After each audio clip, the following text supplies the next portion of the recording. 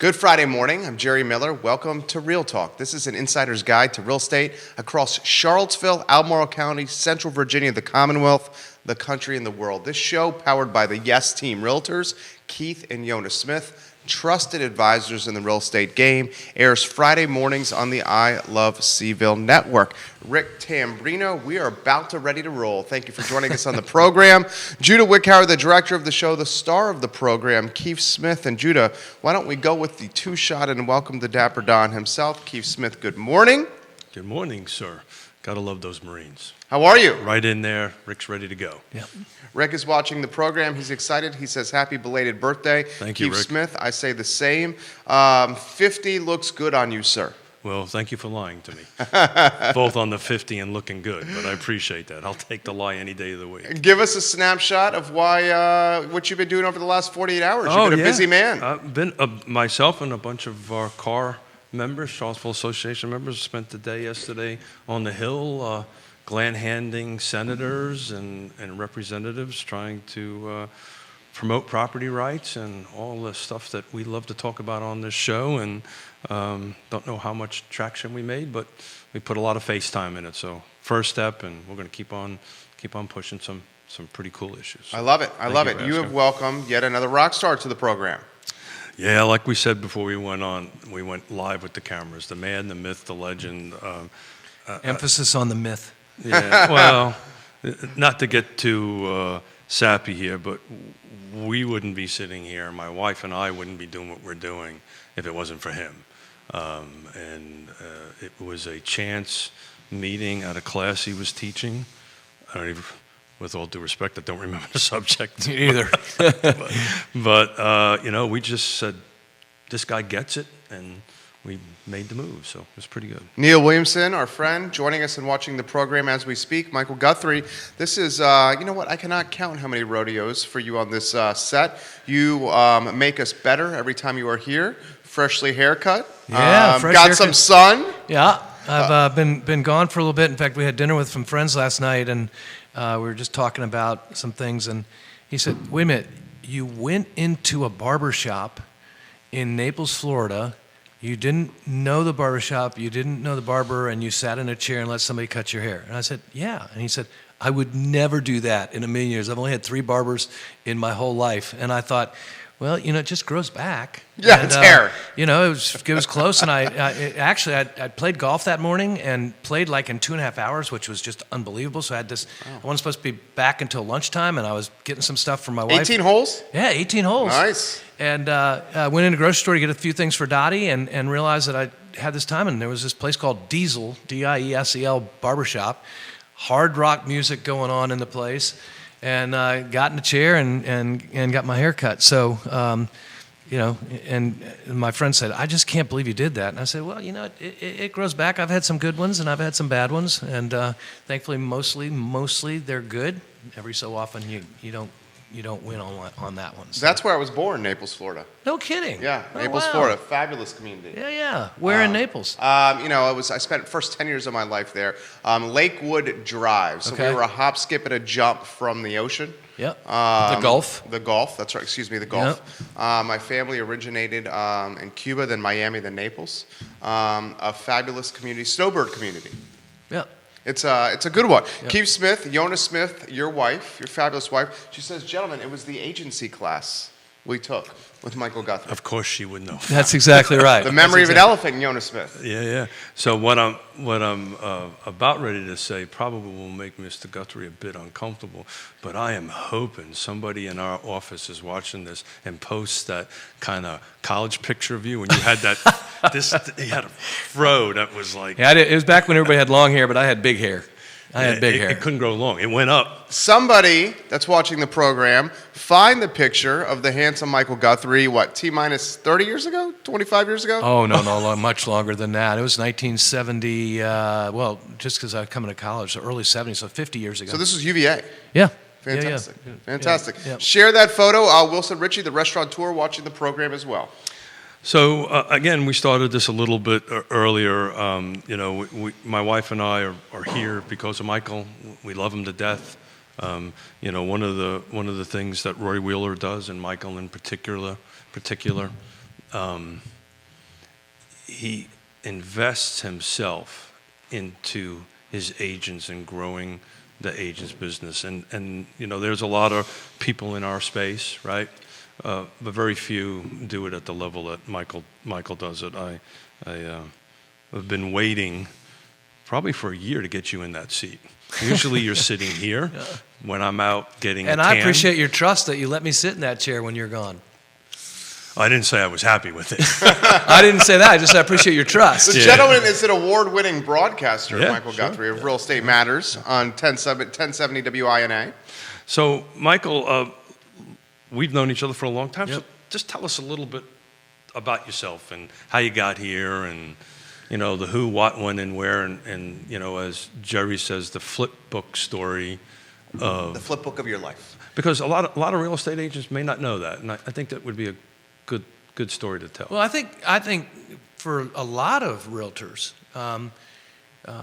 folks get into this, it's not the first thing that they do. And especially back when I got in the business, it was very rarely did you meet somebody that it was the first thing they did. It was a second career into retirement. It was a second income in the family or whatever the case may be. And for those that don't know, I went to UVA. I got my degree in physical education. I have a master's in counselor education. Always thought I was going to be a teacher and coach. That was what I had been thinking about doing since I was in 8th grade. Been involved in sports, all that time. And but when I got out, finished my master's, I went to work for an organization called Young Life, a non-denominational Christian organization, worked with high school and middle school kids. And I was the first area director here in Charlottesville back in 1976, and I did that for several years. In the midst of that, Dottie and I got married. And felt like it was time to move on, so I went back to looking at teaching and coaching. There wasn't the opportunity in Charlottesville at that point. So we had to make a decision. Do we stay in a community that we love and that we've kind of invested in, or do we move back to Fairfax County where I went to high school and get a job there because I knew I could? And we made the decision to stay here and went to work for a good friend, Ward Anderson, who ran Anderson Brothers Furniture and Bookstore and office supply furniture place down on the corner. Right, I guess, I don't even know what's in there now. It might be, I don't know what's in there now. But anyway, he said, look, I don't know if this is what you want to do, but it sounds like you want to stay in Charlottesville. Why don't you come sell office supplies and furniture for me?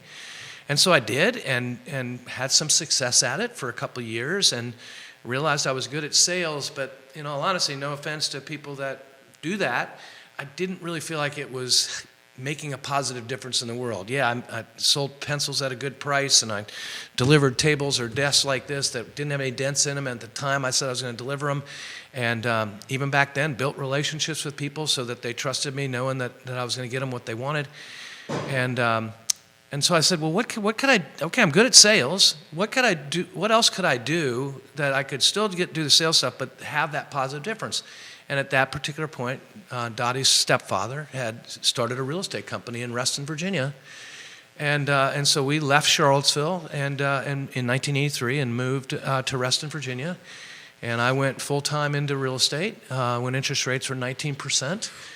With a wife and 2 kids. I'd left a salary with benefits and everything and made about $600 in the first 6 months and thought, what the heck have I done?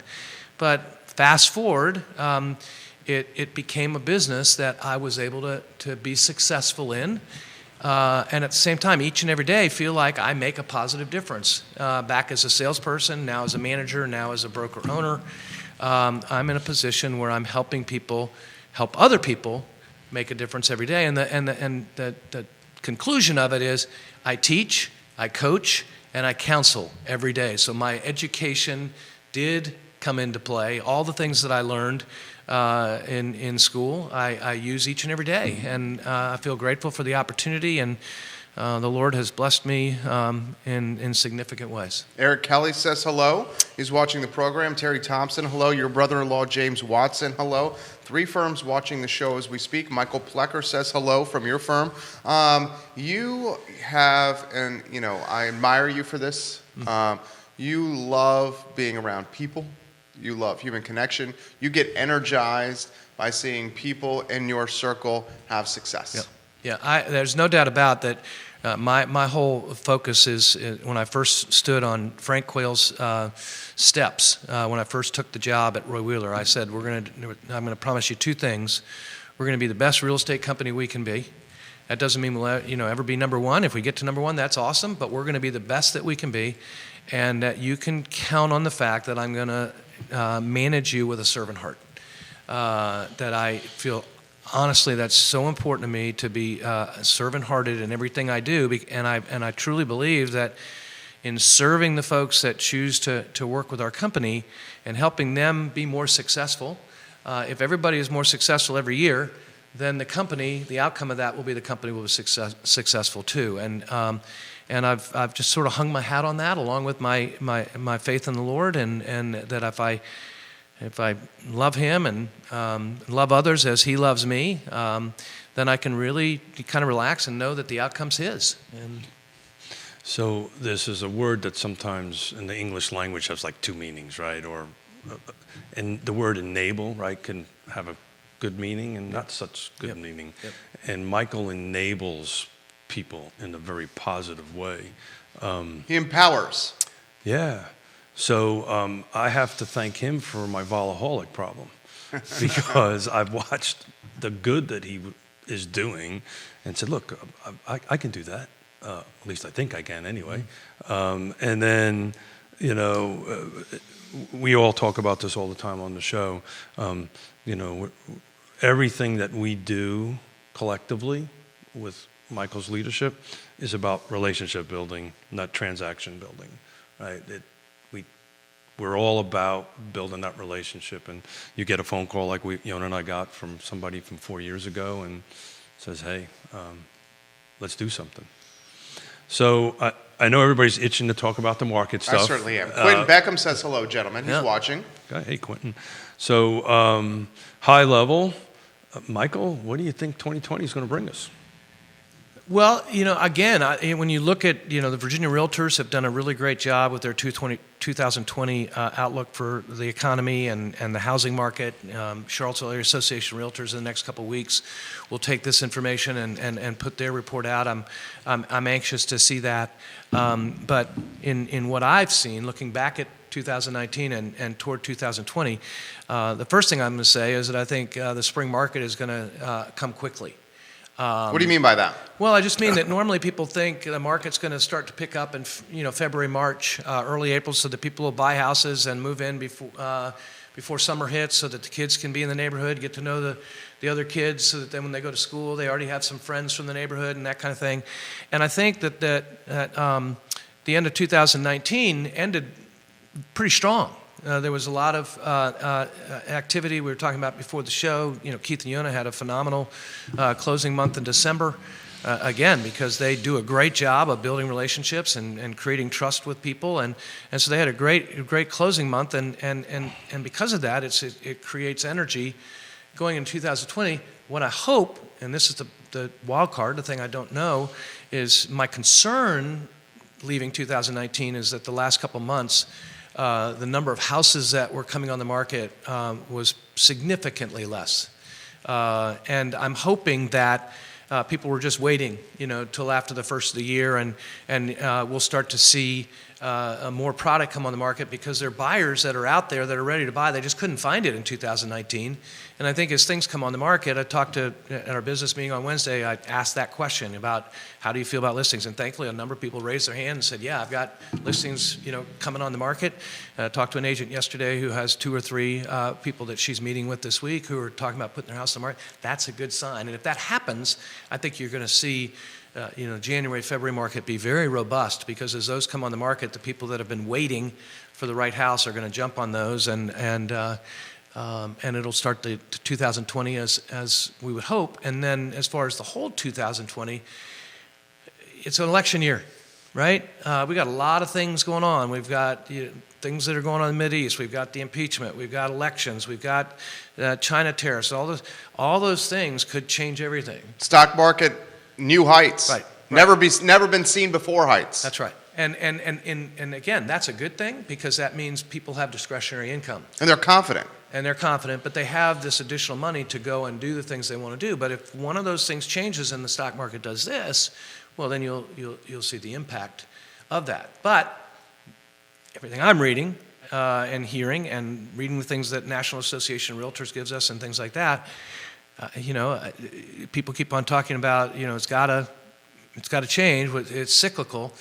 A lot of folks are saying it probably will, but even though they thought it might be 2020, they now are saying, no, I think it's going to be pretty stable. Yeah, we were at Virginia Realtors yesterday with a lot of really smart people, and then me.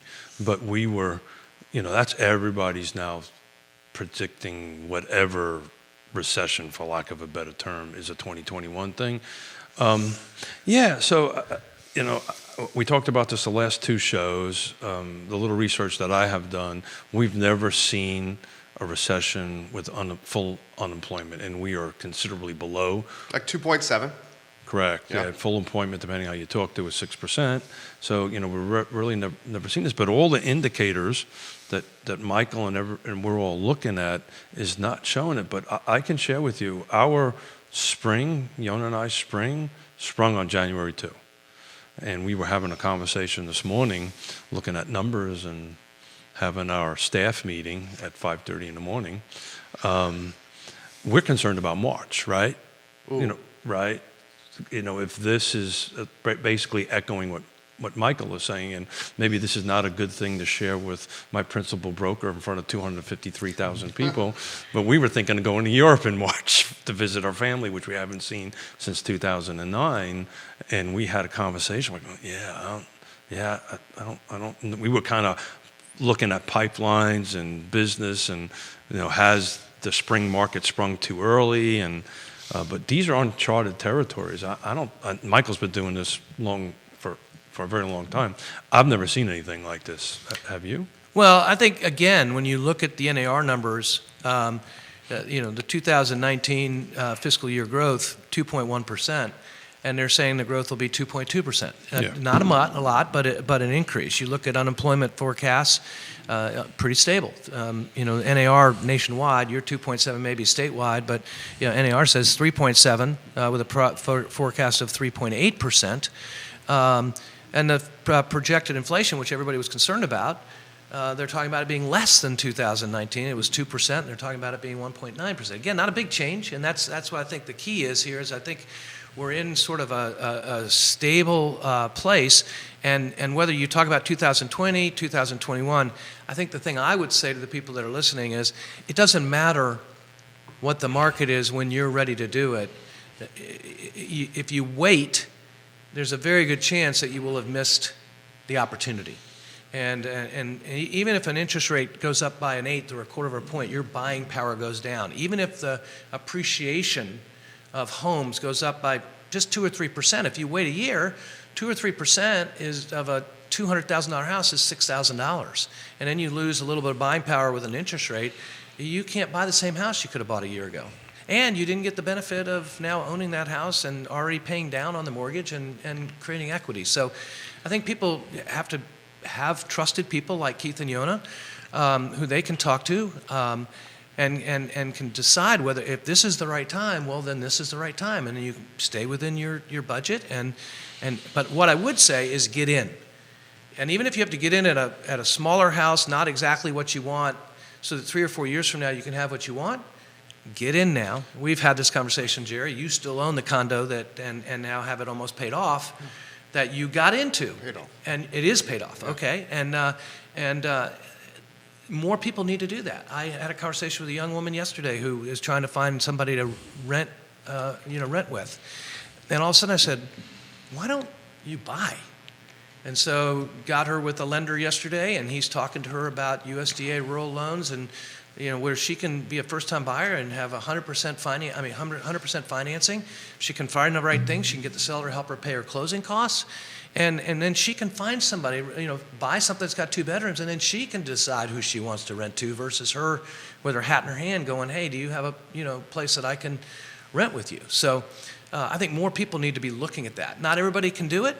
But I think, again, and you guys did a great job, Quentin and Tom a couple weeks ago, and Keith Davis from Nest last week, did a great job of talking about this misconception of the fact that you need a lot of money to buy a house.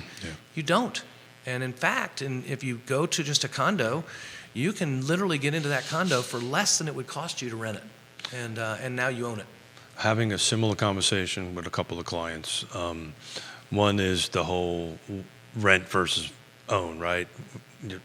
In many circumstances, your rent is actually going to be higher per month, right, than a purchase, right? You might have to travel a little bit further out than you may want to, but when you do the return on investment, when you sit down with a client, the light bulb goes on. This is really the time to do this, especially in this market, especially in Charlottesville. Totally, but you and I had this conversation the other day. We're working with some clients now that the circumference is growing. Right, we're in Fishersville, doing some transactions there, and that we'll have a talk a little bit later in the show about what the next hot market is.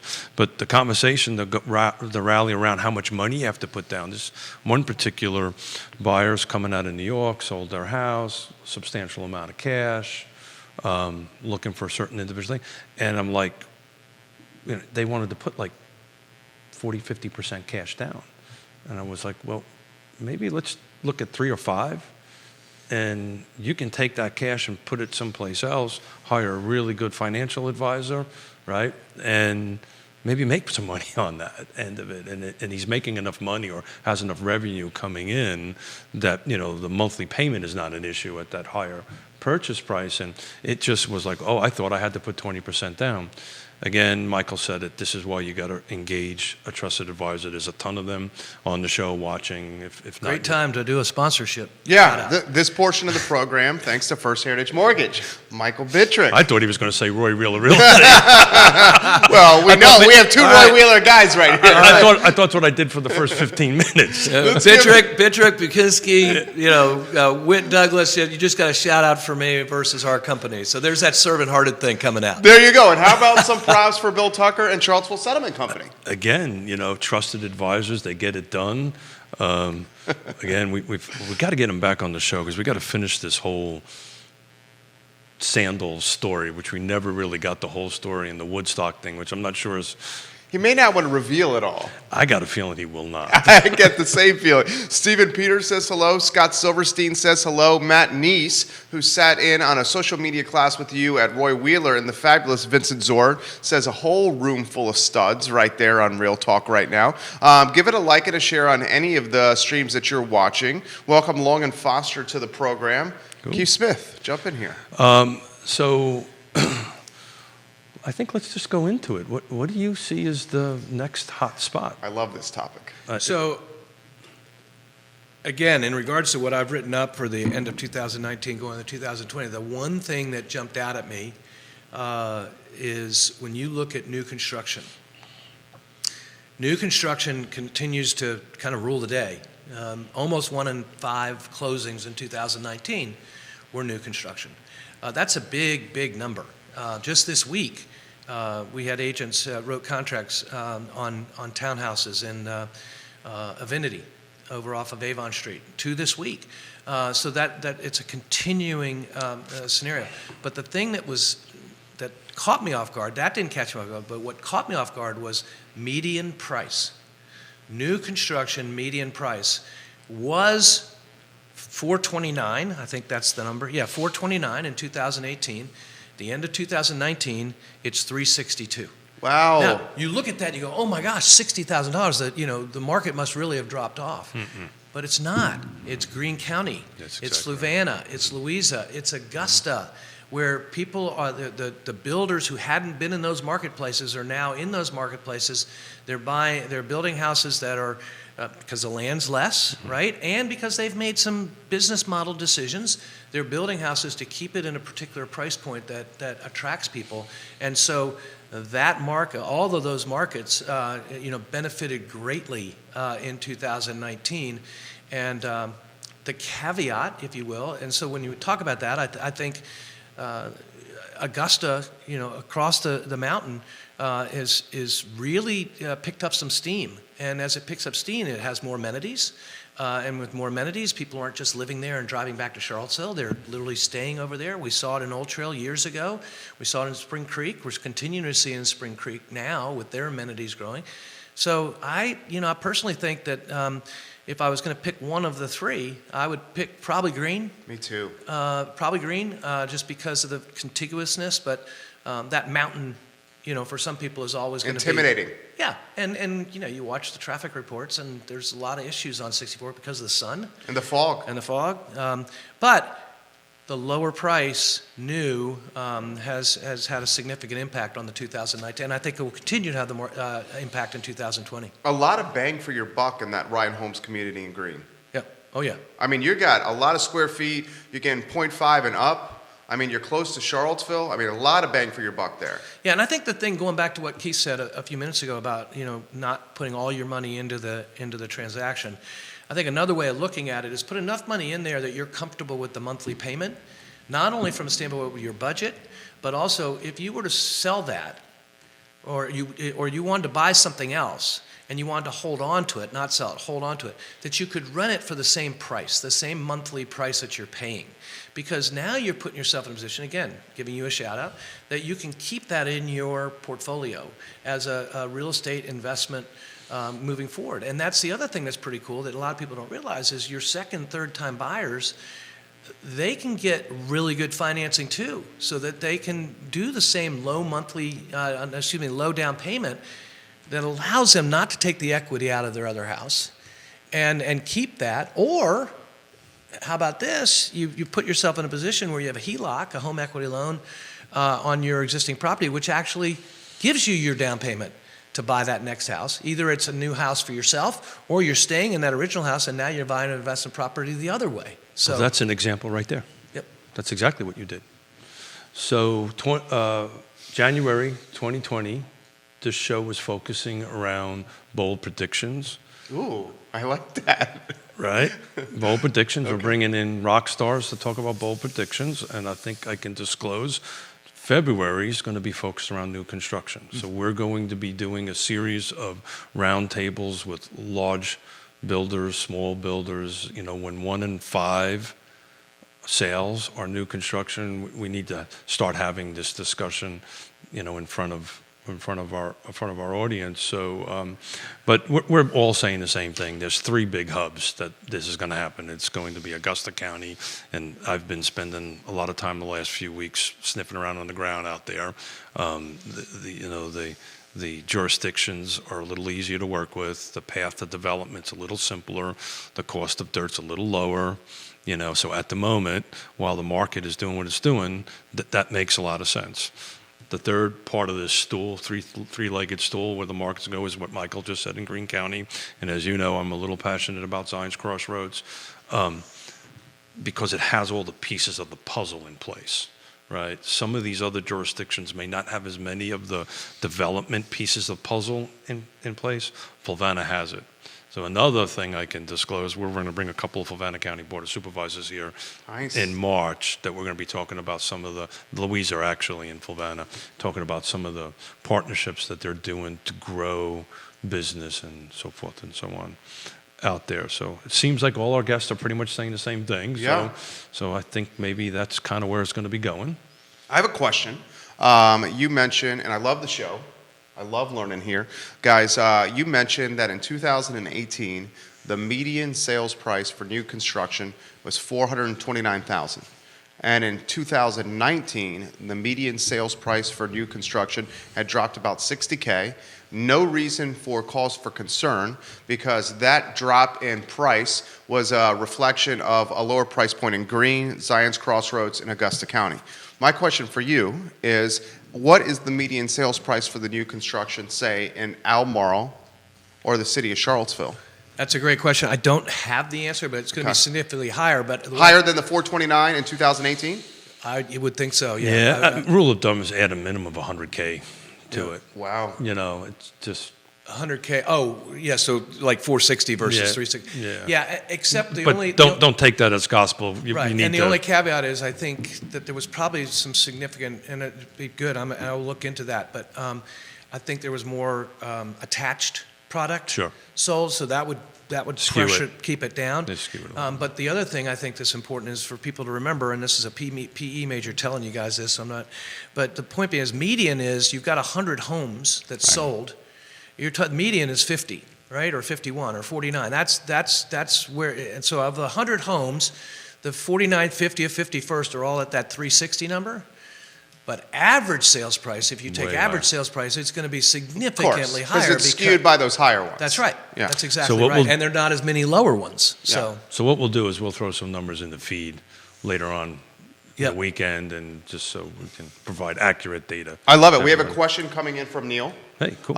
First, Hey, by the way, Yeah? thank you, Neil, for yesterday. That was a pretty awesome thing he put together to herd the realtor cats the way he did was outstanding. So I would thank you. encourage anybody, and I think you would say the same, to follow Neil Williamson at the I would. Free Enterprise Forum. I would. He's a Good very learning. sharp guy, yes. Mac Weems, State Farm, a part of the program, Keith? Yeah, so actually we also got Max slated for February to come back. We're going to bring in some national folks on this, so we're really excited about it, but they just work some magic on the insurance side of things. Excellent. This question for both of you. Neil asks, how does the expanding real estate market impact the transportation infrastructure? Ooh. How does it impact the home buyer transportation budget? This is a very, very good question. Keith, you want to start with that one? Thanks, Neil. This is a great question. It's a great question, and we've talked about this multiple times on the show. You cannot have the AKA affordable housing discussion, and maybe one's definition of affordable is different depending on where they're at in their lives. And transportation, and we talked about the third component, which is education, right? But you can't talk about the one without talking the other, and the impact that it does. One of my thoughts for the show is try to get Brad Sheffield in here from Jaunt to talk about Former Board of Supervisors, Yeah. Rio District. to talk about partnerships and probably a couple of Board of Supervisors from Albemarle County to talk about how we can work on that to get better. But the short answer to it is, we talked about this earlier about the ROI. I was talking to folks that want to buy in Fishersville. We need to calculate in we're paying more in gas, paying more in maintenance, Our most precious commodity, our time, time in a car. Some people appreciate that. Some people appreciate Decompress. Yeah, me not so much, but Me either. some people might appreciate that. But you have to calculate into that. I'm going to spin this back towards, you've got to really bring a trusted advisor, bring a real estate agent or a professional that can help you calculate these things, not just focus on the transaction, focus on the relationship and providing the data. And I hope I didn't answer that question. 'Cause Oh, I think you answered it. I was trying to weave my way around yeah, it, but let Neil. me answer it in a different way, and I'll be interested to see if Neil agrees with me. But if I'm going to answer that question for somebody, I want you to think about Route 29 versus 250 at Pantops Mountain. Oh, yeah. So even though I was a big proponent of Western Bypass, I still think it was the right way to go. That got voted down, and that's for a whole other show. But what they did in regards to improving Raw Road, doing the underpass under Raw Road, and expanding the lanes in 29 going north, is answering part of Neil's question, because there is an incredible amount of things that are about to happen along Polo Field Road. Sure. Polo Grounds Road. Right, and Yeah. excuse me, Polo Grounds Road, and moving north from there. And I live out that way, and I can honestly say that the traffic is, if anything, it's better than it was, and with increased. Whereas if you go to Pantops, Oh, yeah. I don't know what they do about that, because the way that they didn't plan for it, and now you've got all And it's going to get worse. well, and the point being is, there's no place to change it. You can't expand lanes, because you got stuff on both sides of the road. You got a bridge. and you gotta figure out something. But when you look around, and when you look at what's going out on Route 20, and trying to come in from that direction, that kind of thing, that's exactly what Neil's talking about. Is that infrastructure is a problem. And then you go west, and you go to Crozet, you've got 64. But if anything happens on 64, you've just got 250. It just happened this morning. Yep. And there's an accident on 64 West. Right, and it happens more often than not. And Actually, so, the last 2 days there was accidents on 64. so I think if you can't have your sort of the blind eye to it, you just can't keep on doing it without changing something. Yeah. But the one thing I would say, and I'd love to get your input on this too, Keith, just in the last couple of days, the Planning Commission approved that development at Ryle Road along Belvedere, where you turn in to go into Belvedere and Covenant Is that Church. Nicole Scrose? Yeah. Yeah. And there's going to be a lot of pushback on that because it's denser than people wanted. Lower price points. Well, that's the whole point, is that they're going to have the people coming in on, you won't get on Ryle Road, you'll come in on Belvedere, but when you're trying to get out of Belvedere in the morning, that's a tough deal. You try to get out of Dunlora, it's a tough scenario, even though Meadow Creek Parkway has certainly helped. But the point being is the Planning Commission is in a tough place because, yes, it's increasing more density, but it's also providing more affordable places for people to live, and that's what people are asking for. So to me, it was the right decision. It was a 4-3 decision, but I think it was the right decision because you're going to have more people there at a less price, giving people an opportunity to live there. And with the new center, the senior center, now called the Center, that's going to be opening this spring, which is going to be a phenomenal facility for that area. Greenberry's Coffee in there. Yeah, it's going to be a really nice place to live with the convenience of all that. And now the new phases of Belvedere are opening up. But again, that infrastructure along Ryle Road is going to be a problem. Your colleague says, don't forget the new soccer facility on Ryle and Belvedere. Yeah. So the land Michael trust, Plecker. correct? Yeah. So the land trust's next project, assuming we can get it all put together, is literally going to be in Belvedere. Nice. But that area has a little bit of a unique assets to it that some of the other growth areas do not have. We just helped a client buy a house in Belvedere, happens to work for the county, and he takes his bicycle to work every day. It is a perfect bike route, straight in. Yep. And very rarely gets into his car. It's a lifestyle, right? He's an extremely fit guy, but that's what he does. So there's some assets there that location That's exactly right. maybe does not have over other locations, but I think what Neil's trying to get to, these are the assets we need to bring to the table. And I think then the next question is who gets to pay for it, right?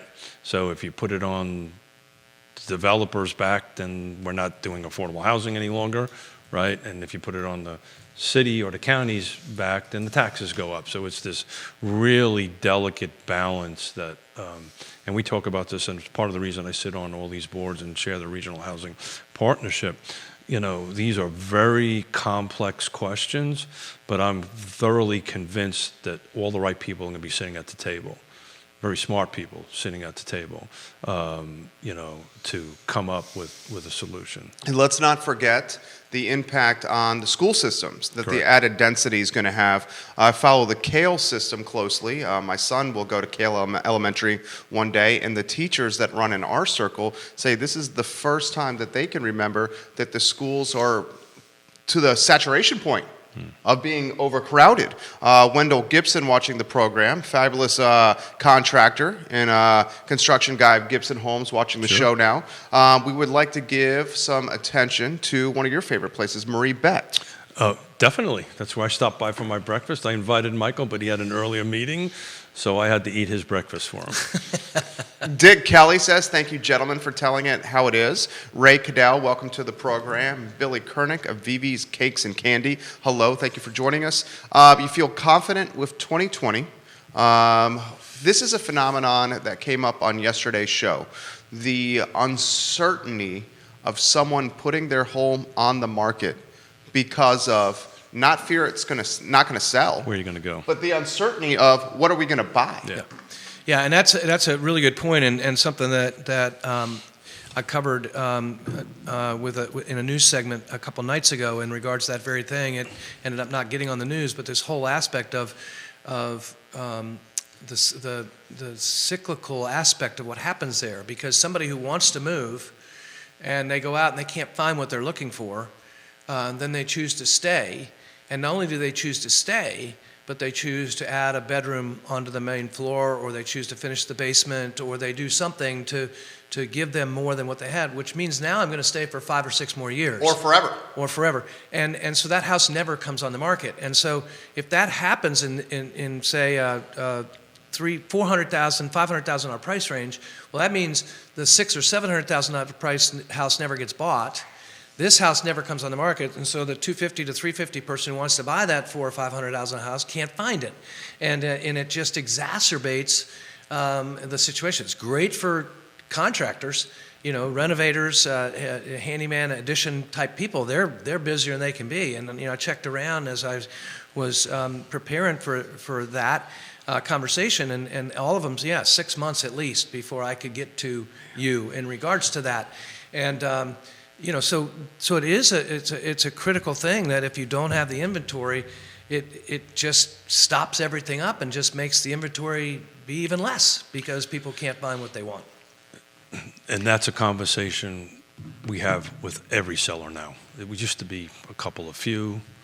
Now it's where I'm going to go. And my lovely Better 7H printed it out, something for me this morning, which is National Association's 2019 profile of buyers and sellers. And 2019 was the first year that we hit 10 years. Folks are staying in their home an average of 10 years. And historically, it's usually like 6 or 7 years. And that is because of that question. Hey, you can get me this amount of money for my house, but what is it going to buy me someplace else, right? So either I'm moving someplace where the houses are much cheaper and my dollars go. So for instance, the gentleman we're helping from New York City, or actually Staten Island, has a substantial amount of money. He can still buy cash here and have a little bit left over, just in exceptional circumstances. But most buyers will be, and Keith and Yonna Smith are in one of these situations. We can sell our current home for X dollars, but what am I going to go buy? Yep. Right? So when I do this for a living, and my wife does this for a living, and we're having these questions internally, then I think everybody's I'm having this question with my wife right now. Well, just tell her to talk to us. Keith Smith, the Yes Team Realtors. There you go. Tell her to talk to Yonna. Well, and I think the other thing that people need to think about, though, is when they make that decision, okay, we're going to do that extra bedroom or whatever. How much did that cost you? Yeah. Okay? And then when you think about, okay, if I go out and I buy something and I'm going to put 10% down or 15% down or 5% down or whatever it is, I'm now going to amortize whatever I was trying to do to my own house to make it what I want.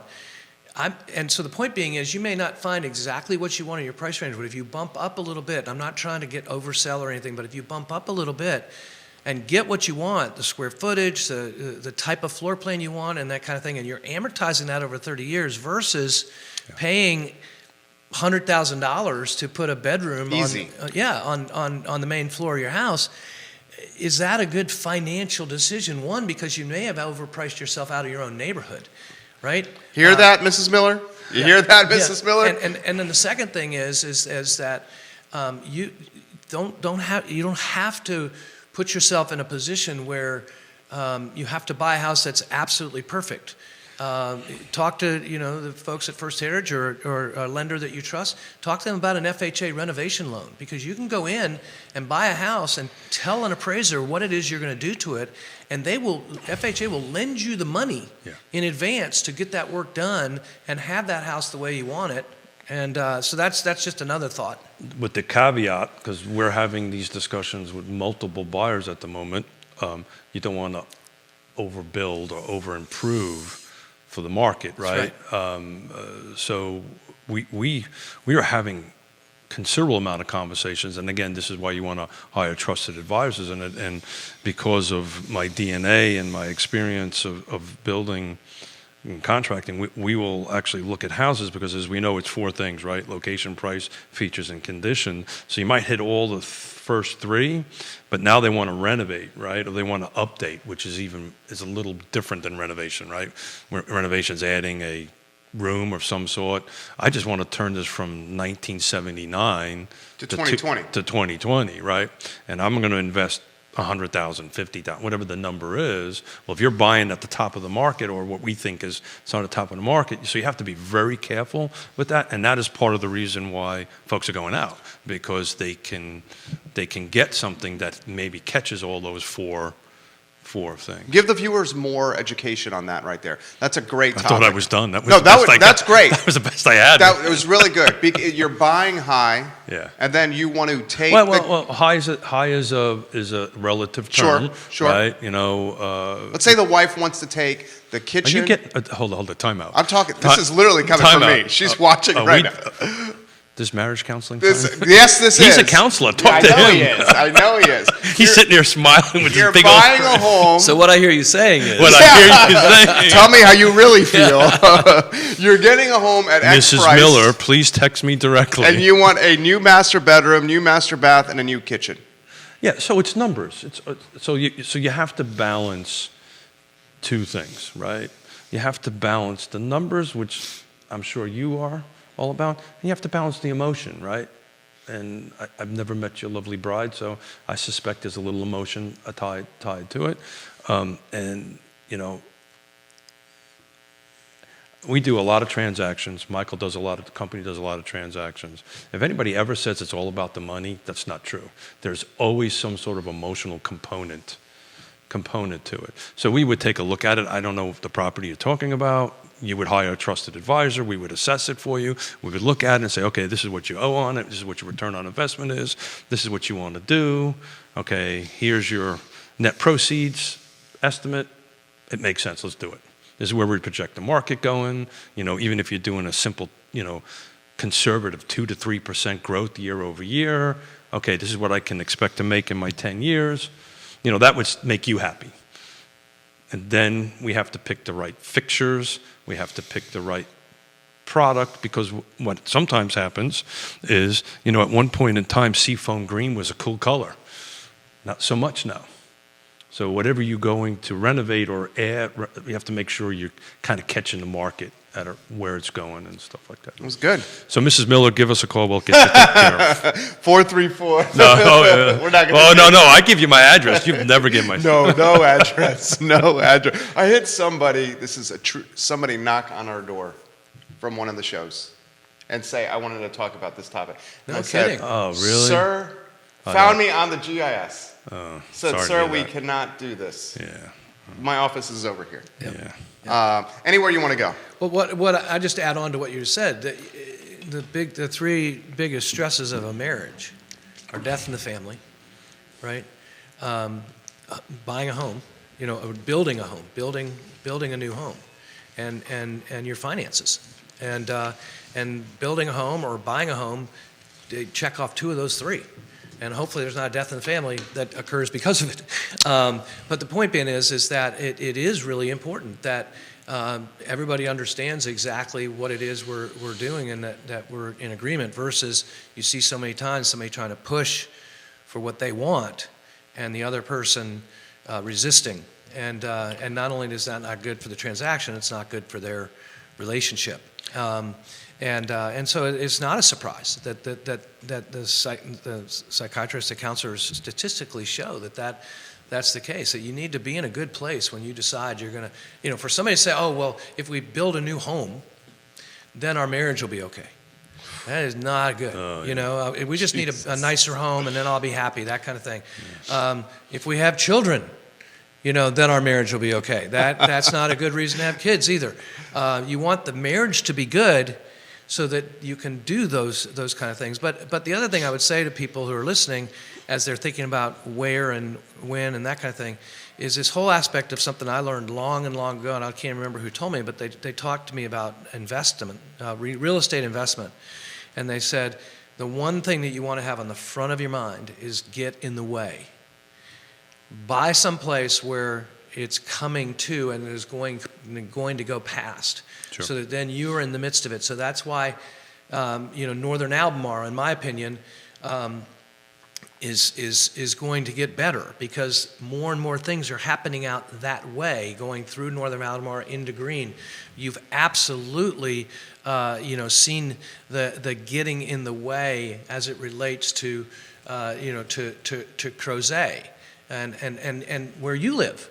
Redfields, yeah. The South side of Charlottesville for years was just languishing. Fifth Street Market went in there. And It was now, the part of town you did not go. well, and you know, but the point being is, even if you liked living there, you knew that you were going to be inconvenienced as far as where you were going to go to be entertained or to get groceries or whatever. Fifth Street Station comes in, and talk about average sales price, median sales price going up along Avon Street. Sure. It's unbelievable what's happened since Fifth Street Station. And then I forget, we were talking about it, I think, or maybe I was listening to it on the show. Or following a Facebook post in regards to Old Lynchburg Road and that industry that is ultimately going to sell. Virginia Electronic Components, Right. owned by Ludwig Kutner, told me firsthand that they are fielding significant interest Yeah, and so in the property. And so just because they, of the market and when research. did he buy it? When did he buy it?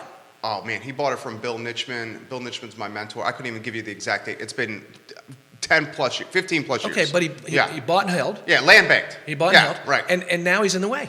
You know, He's in the you way. go down Old Lynchburg Road and you got, you turn off and you go to Redfields and that kind of thing, and then you go to Mosby Mountain, you go to Whittington, you go to Mountain View Estates, you've got all that, and then you got Avon. the Avon and, Yeah. and Fifth Street Station, and all of a sudden, now that's a very desired area that whereas 5 years ago, it wasn't.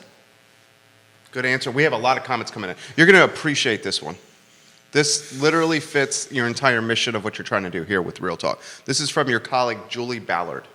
Thank you for this show, Keith. As a new agent, I love and try not to miss this show. I learn something every week. I work for the best company. Go, Roy Wheeler, go.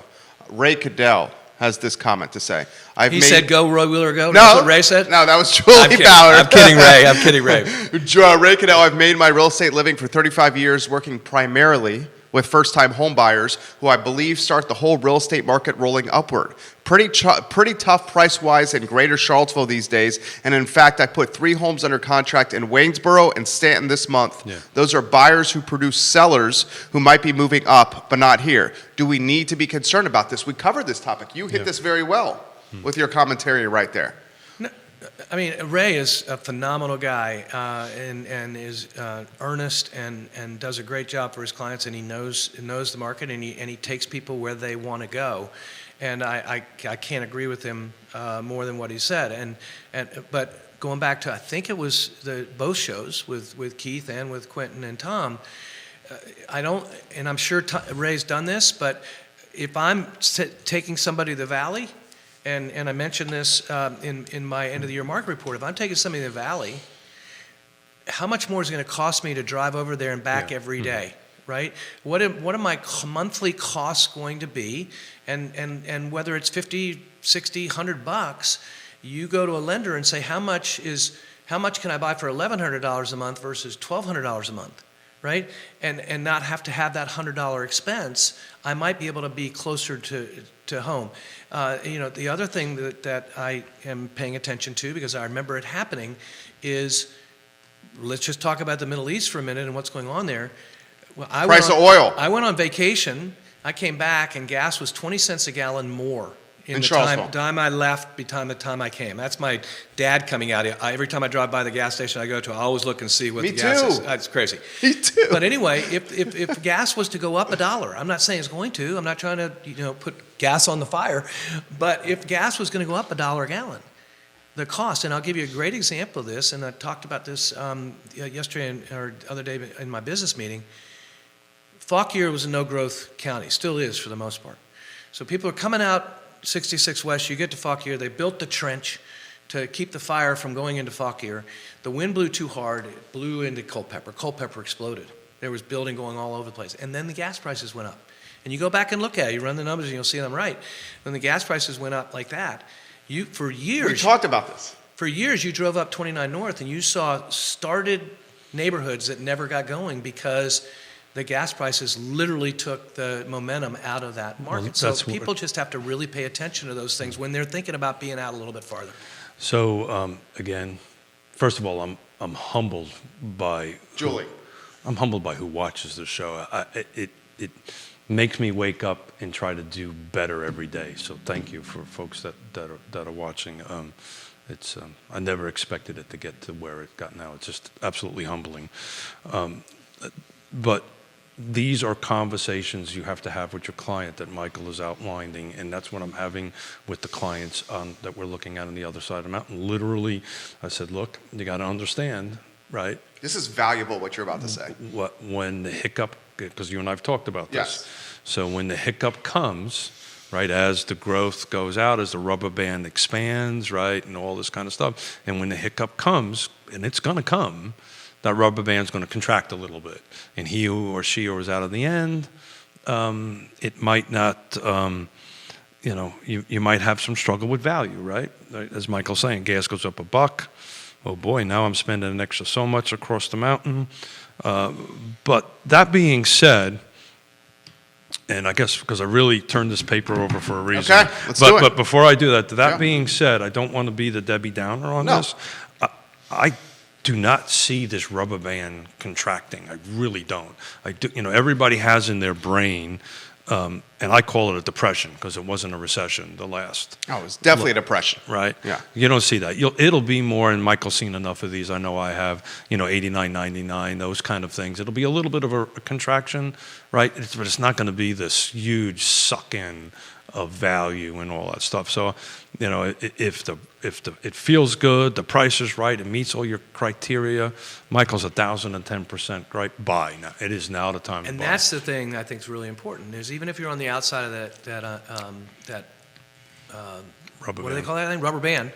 As long as you made the right decision Yeah. for your budget, Sure. then You're if good. that happens, you're good. And even if, but you have to understand that if you're out there, the saleability factor goes down too, because as that happens, and prices, come back, well, then people start moving, have the ability to be in closer. So where you are may not be quite as attractive, but as long as you make an educated decision and don't overbuy, so that if something happens with your own job or whatever, and you can't afford that monthly payment anymore, then you're fine. You just make the right decision and be comfortable with the fact that you did. Beth Richmond Hyder, the Hillsdale Conference Oh, Center, hey, says Beth. they're watching there. Thank you, Beth. Fabulous program, gentlemen. Thank you kindly for the insight. We'll give one plug to Pearl Certification. Yeah, so we try almost every one of our listings to get them Pearl certified. It always helps. It gets you about 5% more on your sale. 5% is a big number on 100,000, right? It's $5,000. That's every 100 grand. So do it. It's a great product. Another fabulous comment, Andre Xavier, the Chief Executive Officer of CVille Hop-On Tours and CVille Travel. He says, I really enjoy watching Keith Smith and Michael Guthrie. They are an amazing wealth of knowledge. This show really shares amazing insights into our local real estate market. Keep it up, guys. Thank you. I look forward to this program. I'm flattered. Thank you. He is an entrepreneur, He's a sharp rock guy. star. He's He is a a great rock guy. star. Purchased, I believe, at the base of Pantops Mountain. Andre Xavier, you got a great buy there. Running the gauntlet. So I've been really waiting for this. I've turned this paper upside down about 10 minutes ago. Let's do it. Yeah. So, Michael, I've watched the show enough to know that what's coming. This is no thinking, right? Right. Turn all this stuff over. No thinking. I don't have any of that stuff here, that's for sure. So I'm going to start off with my standard question I ask everybody. What's the best piece of advice you ever been given and why?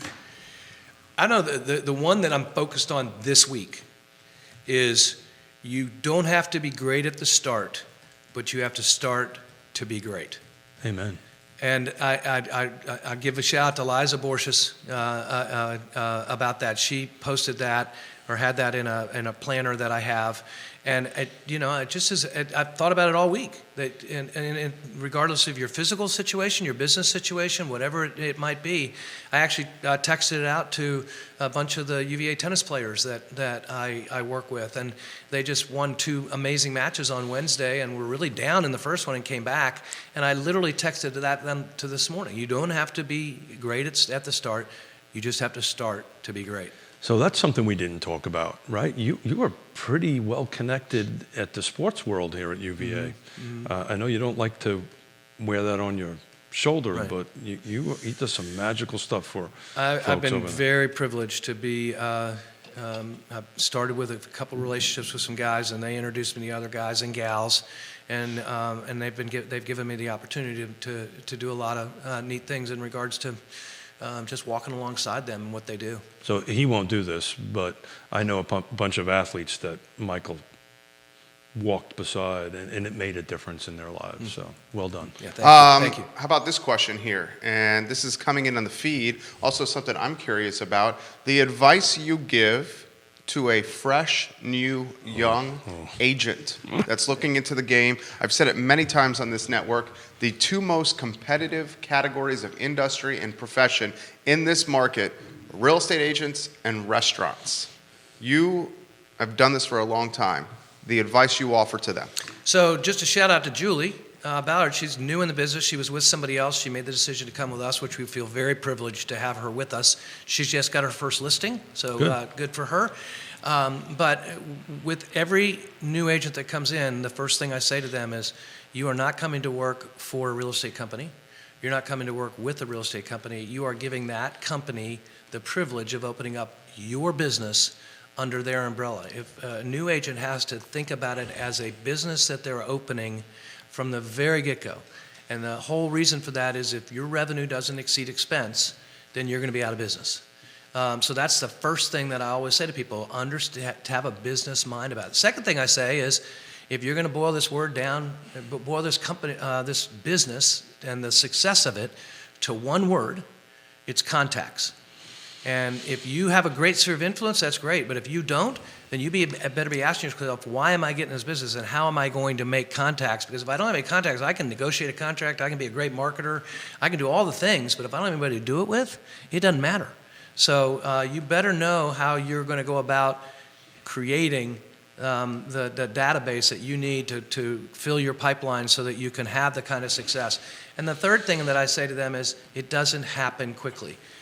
You're not going to be great at the start, but you got to start somewhere to be great. And so for me, it took 6 months for me to have the training and get things going the way I wanted them to do to start making money. So I didn't make hardly any money the first 6 months. The second 6 months I made a fair amount. The first full year in the business after that, I doubled that.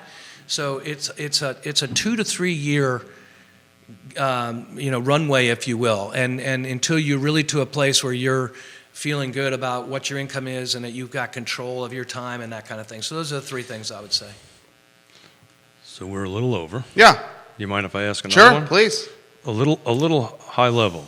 Ooh. Yonna and I are coming up on our 34th year of marriage. You are 41 years married. 41 years, right. Married to Dottie. So what's the secret? You know, it's funny. We would say kindness. Good for you. The word that we would do, certainly our faith is really important to us, and hopefully it makes us kind. But we actually, as Keith knows, Bermuda is a place that we love to go. We don't get there as much as we'd like, but we love to go there. And the last time we were there was for our 40th wedding anniversary, and a guy picked us up in a taxi at the airport. We're going to the place. It's a half an hour drive or whatever. And he said, "What brings you?" And I said, "It's our 40th wedding anniversary." And he was in a relationship, and he was thinking about whether he was going to ask this gal to be his wife. And he said, "I don't mean to get personal. You don't have to do this. But tell me, I'm sort of in this place. I don't know what is it that has made you stay married for 40 years? And we both were talking about it, and she said, it's just about being kind to one another. Dottie will not tolerate sarcasm in our house. She says it's just negative humor. It's saying something that you don't, the person really don't want to hear, but you try to make a joke about it. And so this whole aspect of kindness and the other thing is fight fair. When you live with somebody for 41 years, they know your warts. They know the things, your hot buttons, and they know that if they go there, they can injure you. And she says, and she's taught me that if we're going to have a disagreement or whatever, you need to fight fair. So kindness, no sarcasm, fight fair, and for us, having a faith in God and both of us growing closer to God. If you look at a triangle, the closer we get to God, the closer we get to each other. And so we just, stay focused on that. And we've certainly, 41 years is a lot. This past year with my health situation, oh my God, what a rock star Dottie was. It just firmed up how we felt for each other in ways that we would never have had if I hadn't gone through something like that. It's amazing. That's beautiful. It's amazing how tragedy can bring you, and maybe tragedy is a strong word, but it was awfully close there. That was a tough thing. Yeah. I saw a picture this morning of an arrow. Never seen this before, maybe you have. And it's an arrow, and it says the arrow is only effective when it gets put in a bow and pulled back. So then it can be shot toward where it's supposed to go. And it was this whole aspect of don't minimize the importance of setbacks in your life, being pulled back so that you can be launched to what's next in your life. So, what's your secret? We are 2.5 years in, and we have a 20-month-old. I'm not the guy to answer this question. True. That's not true at all. I would say the being a father and being parents is the best, hardest thing ever. Good for you. Good And answer. has been the most challenging thing we have ever done. And I don't want to speak for my wife, but I think she would agree with that. And Being responsible for another human being is a huge thing. oh my gosh. Well done. And there's nothing, and this sounds cliche, but there is nothing more heart fulfilling for me than, and I've changed my work schedule, and Judah can attest to this, of getting home after a brutal day. I know it changed the time I text you. Brutal day of getting home, walking in the door Yeah. before my son goes to bed, Yeah, good and for him running up to me and saying, "Dad, Dad," Yeah, and giving me a hug. my, I mean, it's so that my answer to that is a brief one. Marry somebody who makes you a better person every day, which is a much shorter version of what Michael said. But, my wife, Yonna, makes me a better person every day. And the good news, bad news about what you just said, Jerry, Yeah. is that there, two stages of life until you get to hopefully the better stage. The first stage is you're in the physically tiring stage of life. It's exhausting, all day long, and your wife and whatever. The bad news is it goes from the physically exhausting to the emotional exhausting Right. when they get into the teenage years and things like that. I just hope he's not me. But And the that the ultimate thing is that you see the finished product and all the time and energy you put into it, and you thought about, oh well, we'll just let that go, or no, we're going to stay disciplined in this. You see the finished product. I have 3 kids, 38, 36, 33. Keith's got 2 wonderful daughters, and to see where they are now, and know that you had something to do with that. And now with the grandkids, it's an extraordinary thing. And you get to that point, and I know you probably had this conversation with Dottie. I know I've had it with Yonna. It's like, how did we do this? Right? How did this all happen? Because when you're at that age, you just can't see the forest for the trees. Oh my goodness, so right? true. But We're being just trying to make it to the next morning. be engaged, be present as much as you can. Trust me, it'll pay off at the end. So Good show. yeah, man, it was going to be. We knew. Yeah. I love the long format Yeah. because you can have these kind of conversations. It's great. Yep. He is Michael Guthrie. He is Keith Smith. This is Real Talk, And that's Jerry Miller. powered by the Yes Team and Roy Wheeler Realty Company. Trusted brands in Charlottesville and Central Virginia. For the next 30 days, we will syndicate this show across our network, which is 17 Facebook pages, 17 Twitter accounts. We have the 3rd largest Instagram in the community, a newsletter that goes out every morning to 120,000 plus inboxes. We'll turn it to a podcast on iTunes and archive it on ilovecville.com, and the soon-to-launch website that is the Yes Team. We're Realtors. getting We're there. super excited. We're getting there. We're getting super there. Excited for that. Yeah, yeah. We will see you next Friday at 10:15 a.m. for Real Talk with. Yeah, actually, I'm going to have Denise Remy sitting in that chair from Long and Foster. We're pretty excited about it. We bumped into each other at On the Hill. on the hill, and I guess you could say I stalked her, but she didn't have much of a chance to say no. Yeah, not only from the standpoint of being an excellent real estate business person, but she's stepped up big time. She's the Vice president. Vice president of the Yeah. Virginia Realtor Association. She served as the president here locally.